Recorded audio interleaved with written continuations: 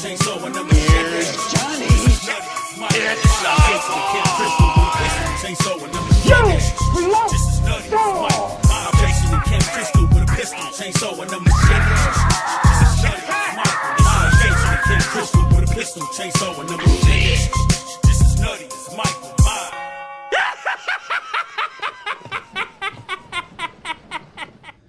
What's going on YouTube? This is Versus Loco, the motherfucking Horde Cholo, and I'm back at it again with another Letterboxd end of the month review. Basically, this is going to be going over, sorry, dropped my phone, but this is going to be going over everything that I've watched in the month of January.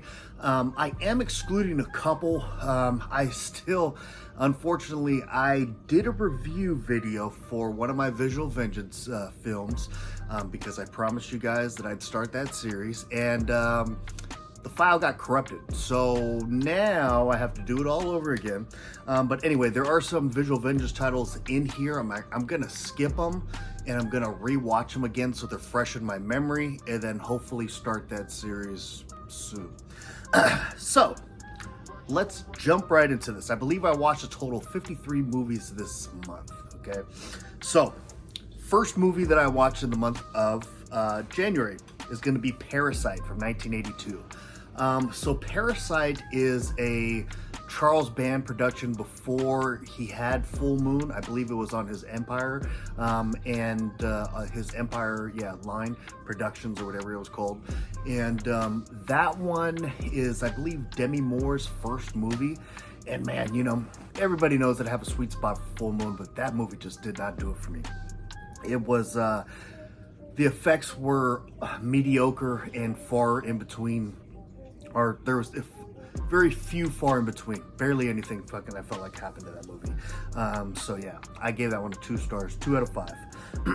Next up, I watched New Year's Evil. This one I actually enjoyed a lot. I really loved the soundtrack to it. You know, it had that 80s vibe too with everyone and stuff like that. Really, really fun flick. I gave that one 4 stars out of 5. After that, I watched Barbarian. Barbarian is one that actually surprised me. I didn't expect to like that movie as much as I did. You know, I like to say that I like indie films more than I like the mainstream stuff, but I mean, you know, I have no discrimination. You know, if there's a mainstream movie that I like, then I like it. And there are a lot of them that I do like. But I feel like some of these mainstream movies, when they come out, just like, it's like, I'm like eye rolling before I have to watch them. So then when I'm eye rolling like that and then I watch it and I like it, I'm like, fuck yeah, this is what I like to see. But I thought it was a pretty original story. I thought it was cool how they did it. You know, I mean, halfway through the movie, it kind of flipped the script and shows Justin Long's character, and I'm like, what the fuck is happening here? You know, then it flips the script even more. So it was a really cool movie. If you haven't seen Barbarian, I would highly, highly suggest that. I gave that one 4 stars out of 5 as well. Next up, I watched a movie from 1974. This is going to be Homebodies.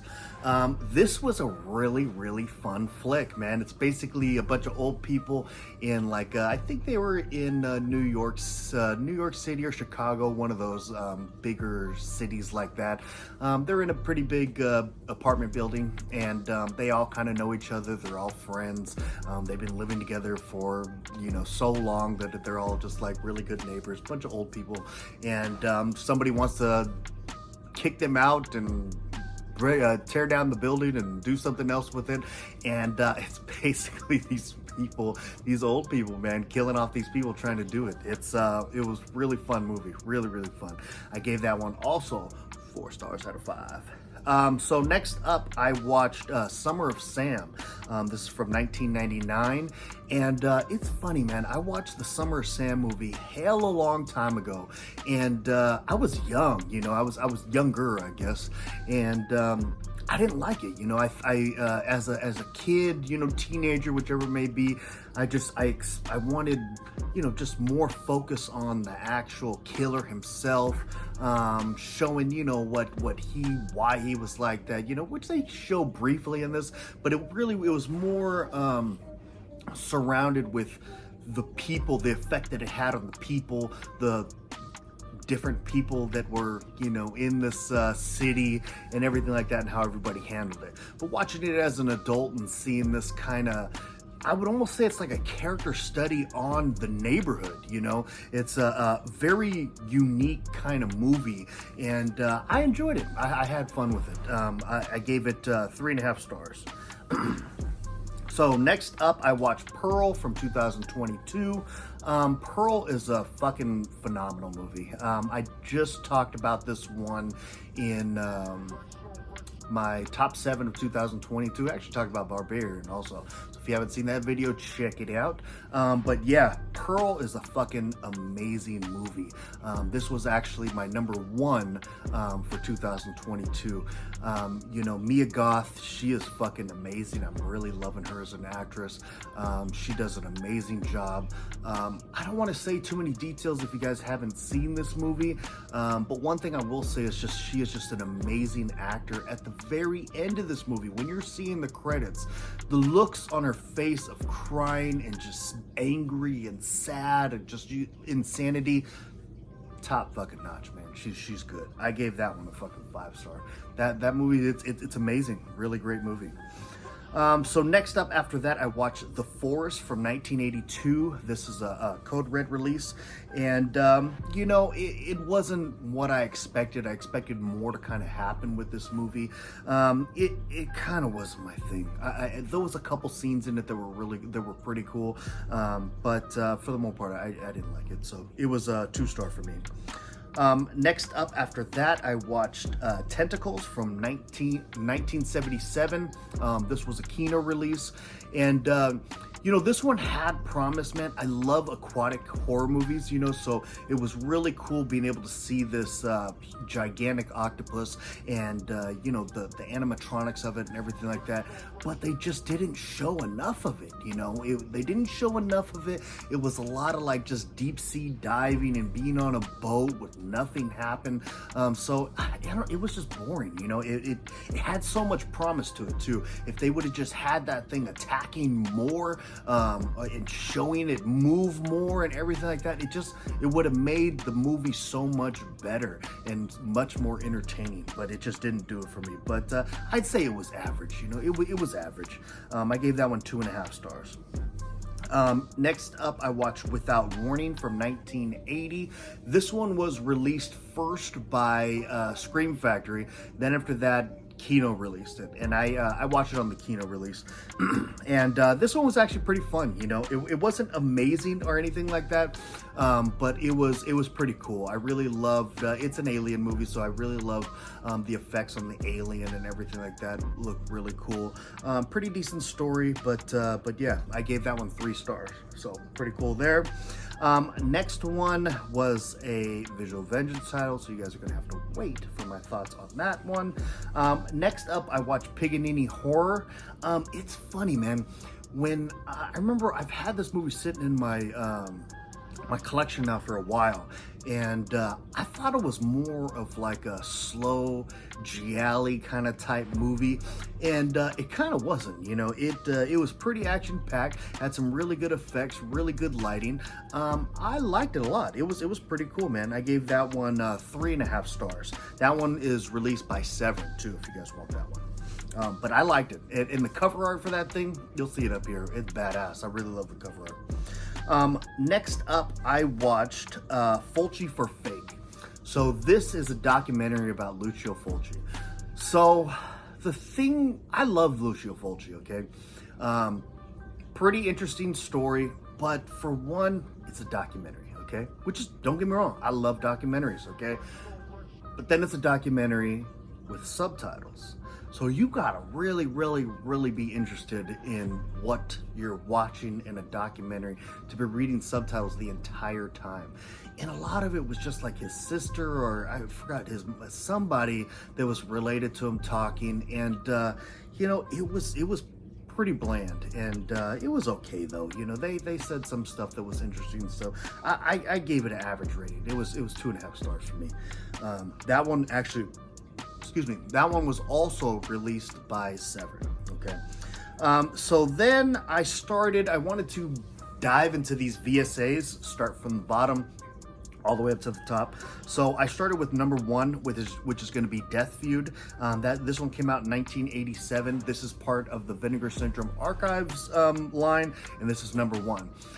It was an action movie, low budget action movie. It kind of made me think like, damn, these low budget action movies like this are actually pretty entertaining. I thought this one was pretty good. I gave that one 3 stars. Next up, then I went to number 2, which is going to be Evil Town. That one is from 1987 as well. This one was not that great. Not that great either. And to be honest, these next few ones, they all kind of just ran in between each other. They were all just so boring. They dragged. They weren't entertaining. These first bunch of VSAs are pretty bad. They do get good, then they go down again, then they get good, then they go down again. It's very strange. But yeah, Evil Town, I gave 2 stars. After that, I watched Savage Dawn. That one's from 1985. I also gave that one 2 stars. Then I watched Hell Rider from 1984. All these are VSAs. And that one was fucking horrible. I gave that one a 1 star. Then after that, I watched the next one, which was Dr. Jekyll's Dungeon of Death. This movie was so fucking strange. Like, why did you even fucking make this? There's like, the guy talking about everything that's going on. Then they'd have these long scenes of what they say is they injected the guys with the formula to turn somebody into Mr. Hyde or Dr. whatever the fuck it is. And, they're just sitting there like kung fu fighting the whole fucking time. So a lot of the movie is just people kung fu fighting. It's like, what in the fuck am I watching, man? I gave that one 2 stars as well. So then I was kind of burned out on the VSA's like shittiness. So then I started venturing out differently, and then I watched The Menu from 2022, and this was another one that was actually really surprising. Pretty unique concept. I really enjoyed it. I thought the acting was good too, and the funny thing about it too is that I love to cook. So the fact that he's a chef and you're watching them cook, and the way it's presented is just like the cooking shows, which I love those fucking cooking shows. So yeah, it was pretty cool, man. I liked it. I thought it was very unique. There were flaws with it, of course. It wasn't a masterpiece by all means, but it was really good. I gave that one 3.5 stars. Next up, I watched Tenebrae from 1982. This is going to be a Dario Argento movie, and this is a Dario Argento movie that I have not seen. So it was really cool to be able to finally get this beautiful limited edition from Synapse. And yeah, it's a fucking great movie, man. Packed with gore, packed with action, packed with suspense, packed with Dario Argento's amazing shots. The score's unique, I would say. Yeah, it's really, really cool, man. I fucking absolutely loved it. I would say highly, highly suggest watching it. I gave it 5 stars. Pretty masterpiece. Next up, I watched Dr. Lamb from Unearthed Classics. This is going to be from 1992. This is part of the Category 3 Asian kind of exploitation films that they were releasing. And I actually love these kind of films a lot, but this one, more on the bottom side of the barrel when it comes to these. I still enjoyed it a lot. Had some good gore effects, things like that. But all the other ones are a lot better. But I still gave this one 3 stars. I liked it.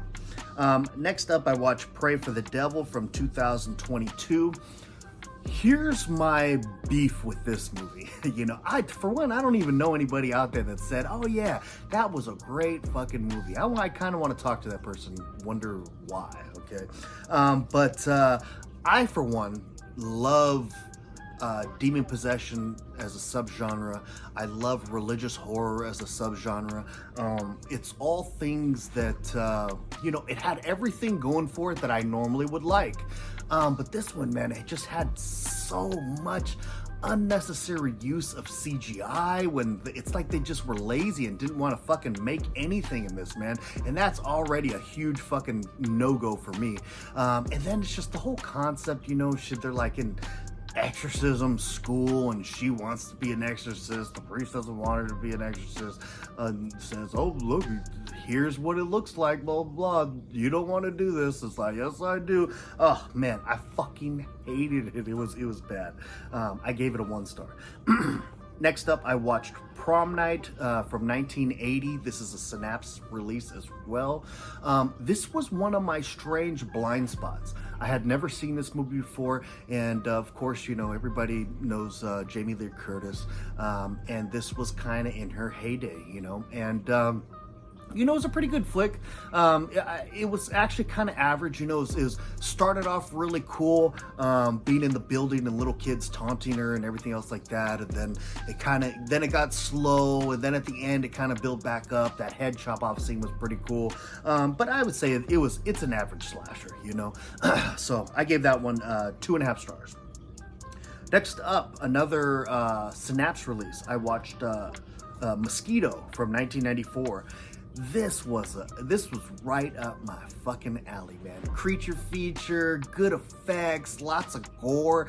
There in this movie, I felt like there was shout outs to fucking Evil Dead. You know, there was some parts in there that was just like, damn, this is so reminiscent of Evil Dead. Please, if anybody has watched this movie and is watching this right now, please drop it down there and let me know if you guys had that same kind of vibes. Then whoever made this fucking movie, which I did not look it up, but Gary Jones, that he must have really been influenced by Evil Dead, because some of those scenes at the end, man, I was just like, damn, that really cool, man. Such a fucking fun movie.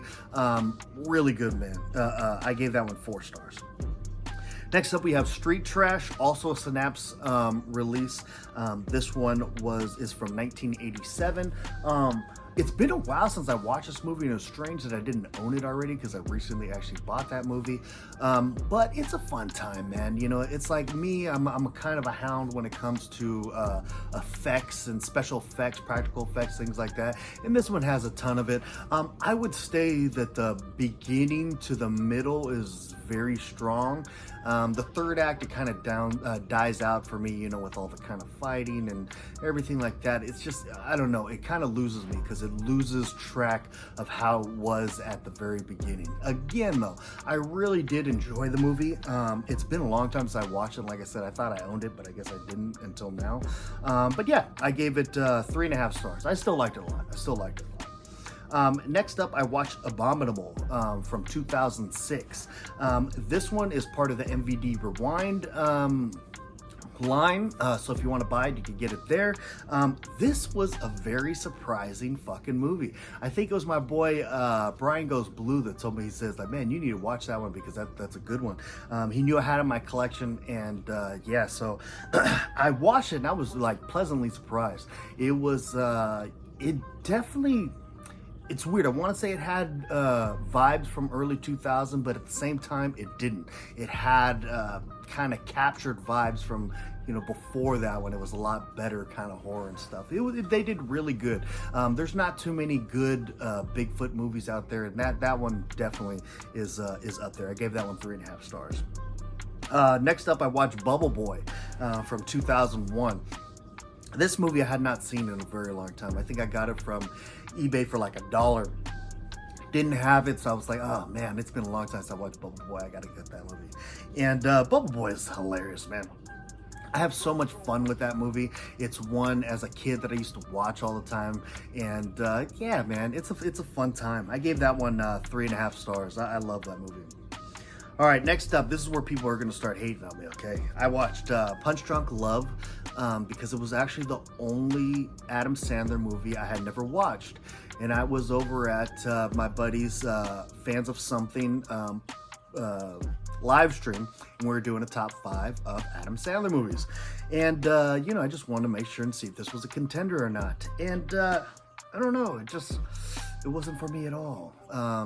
And I like movies like that, but for some reason there was just something about it. The strange score at the strangest times, it just felt so obvious that they were trying to create like a stressful situation, and it just didn't work for me because it didn't make me stressed out because it was obvious what they were trying to do.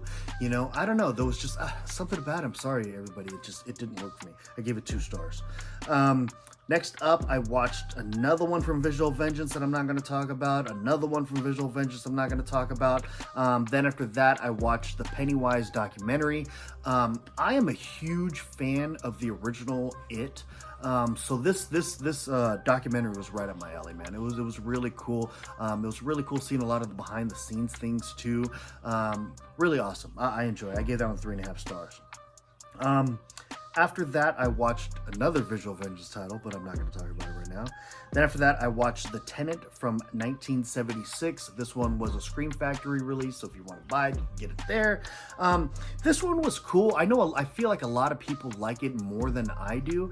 I feel like it's, when you get to the last act, it's like, oh yeah, that was really good. But everything in between was just kind of meh. But, I liked it. I liked the story. I liked where they went. I felt like it dragged on a little bit too much. But yeah, I gave that one 3 stars.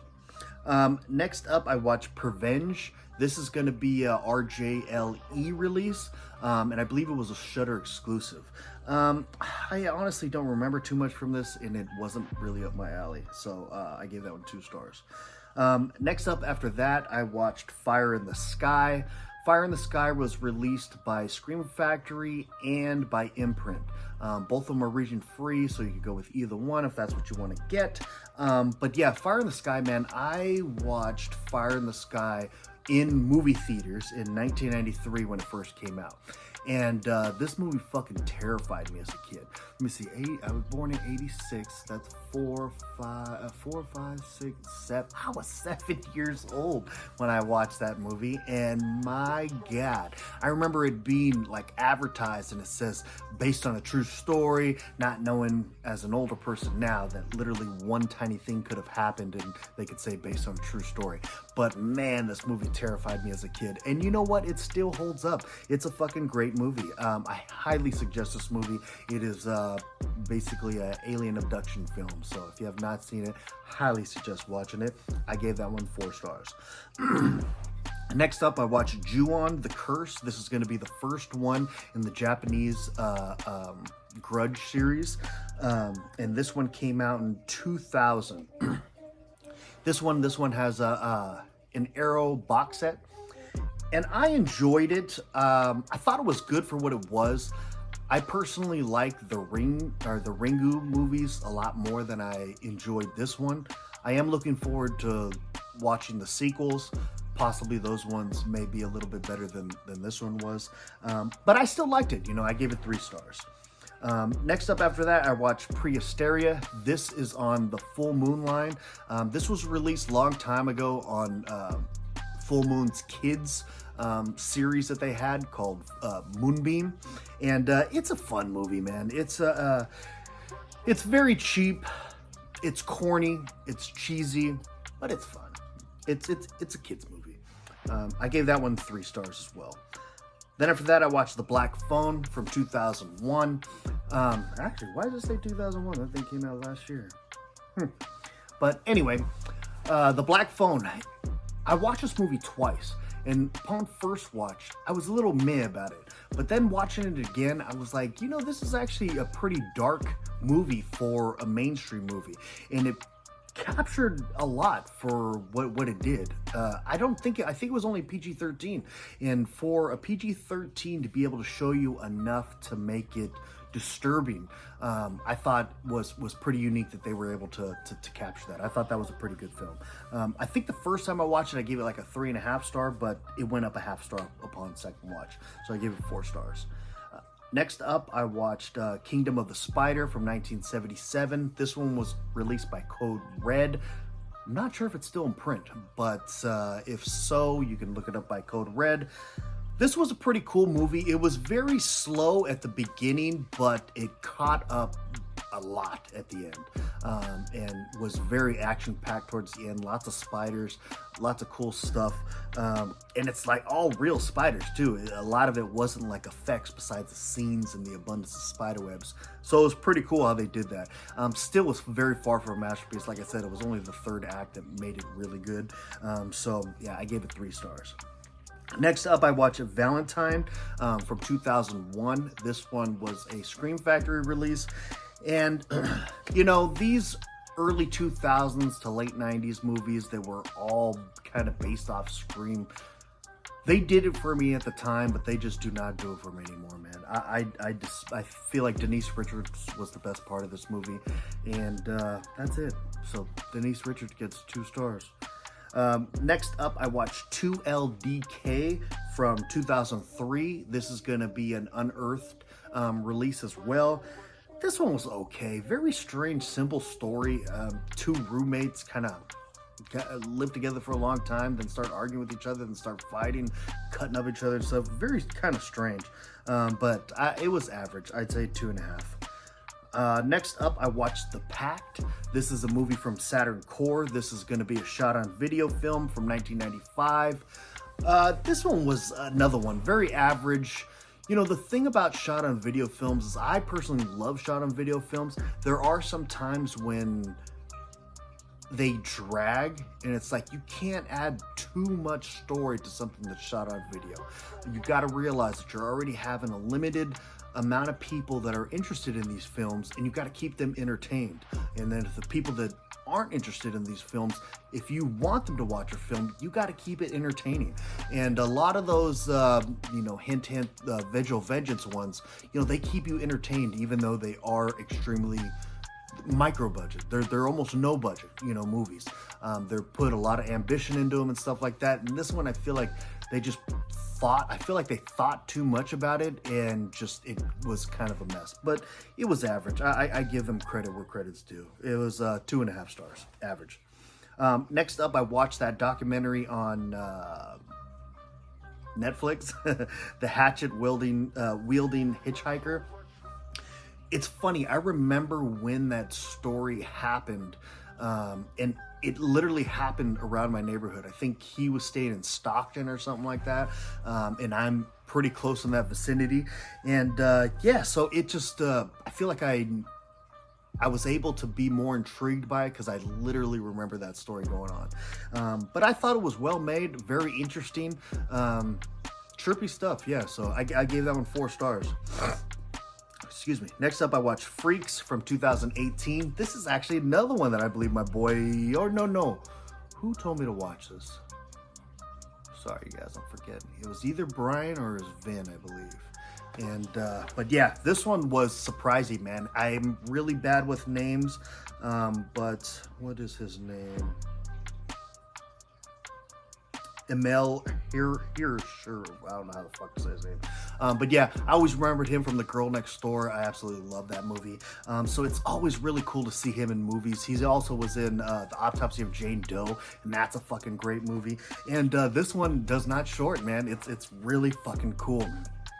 I almost don't want to give anything away. If you have not seen Freaks from 2018, I highly suggest it. It was a blast. Very much surprising. It's one of those movies that you watch and you're like, how the fuck was that sitting in my collection just collecting dust? And I didn't make it more of a priority to watch it, But yeah, I gave that one 4 stars. Great movie. Next up, I watched Honey, I Shrunk the Kids from 1989. Crazy to think that movie came out that long ago. But me and my son, we watched that movie on Disney Plus, my bad, Disney Plus.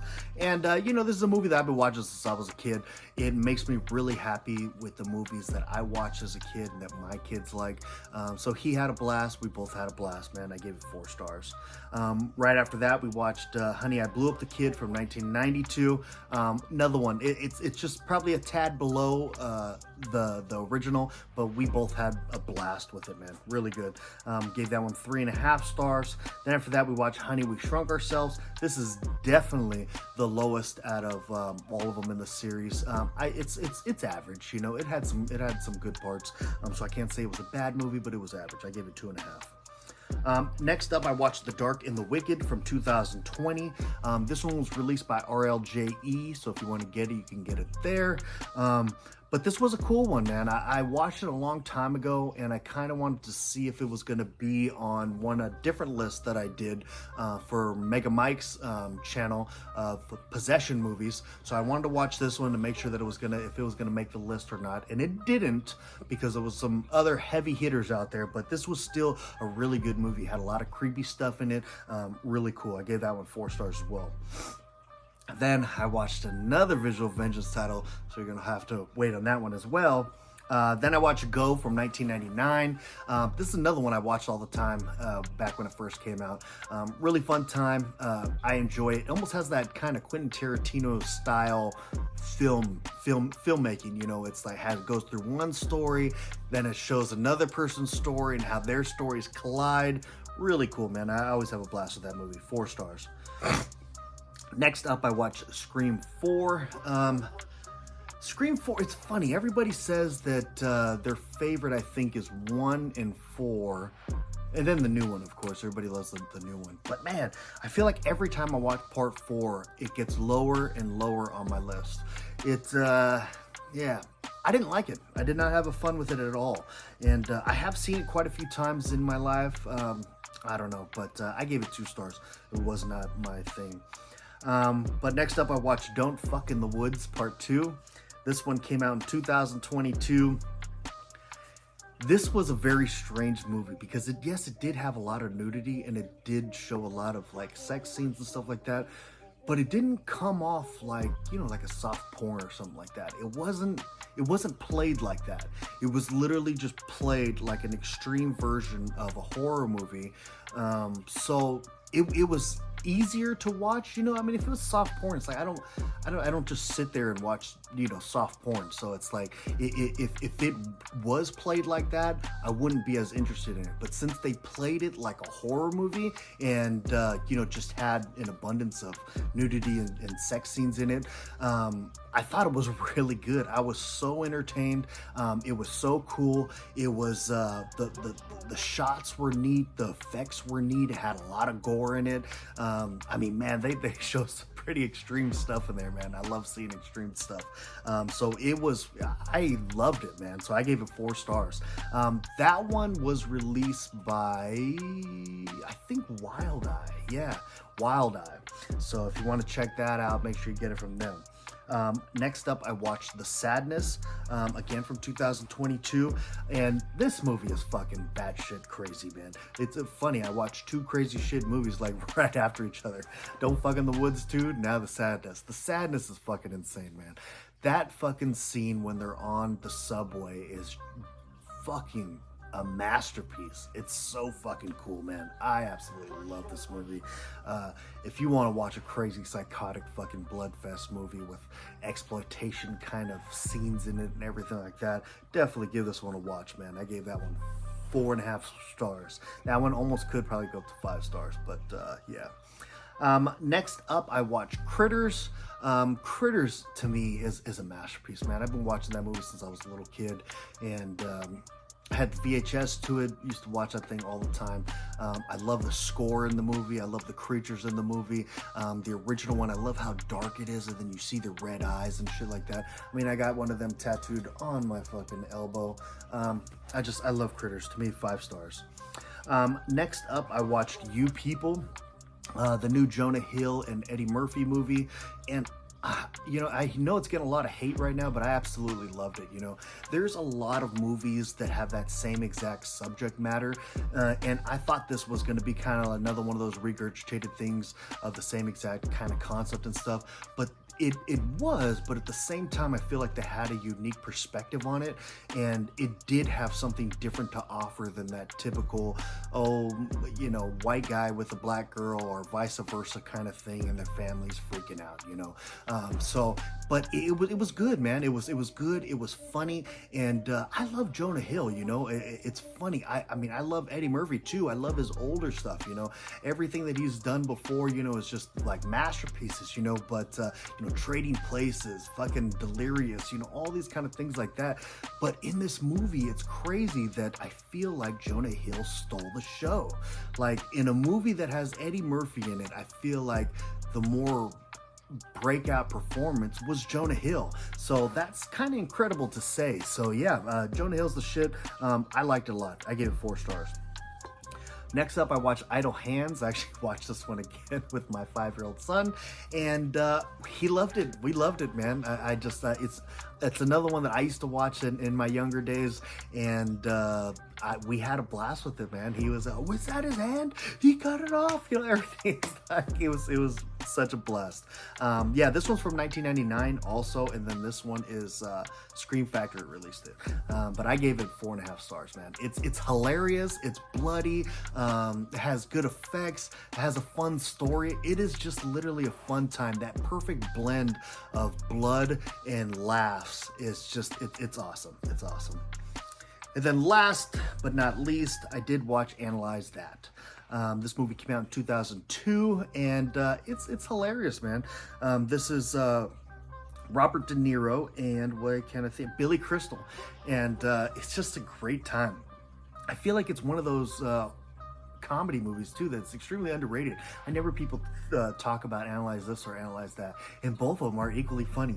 I know that I always usually watch Analyze This, so I decided to watch Analyze That this time, and yeah, they're both equally funny. I fucking love these movies, man. I gave 4 stars. So yes, that is it, folks. There actually is 2 other movies that I watched within that, but again, that is preparation for another stream that I'm actually doing with Vin from Hard Copy Blues. So yeah, you guys will not find out about those. I will probably log those after we do our stream, which is going to be on Monday the 6th at 6 p.m. Check us out. But yeah, so those are just going to be dumped on for February's watches. So yeah, I hope you guys enjoyed this video, and I hope you guys enjoy my Letterboxd reviews like this. I know I'm not the greatest at reviews, but I really do enjoy talking about them with you. So yeah, awesome stuff. Please don't forget to drop a comment down below. Like, if you are not subscribed, please subscribe. If you've been here forever, appreciate you and I salute you.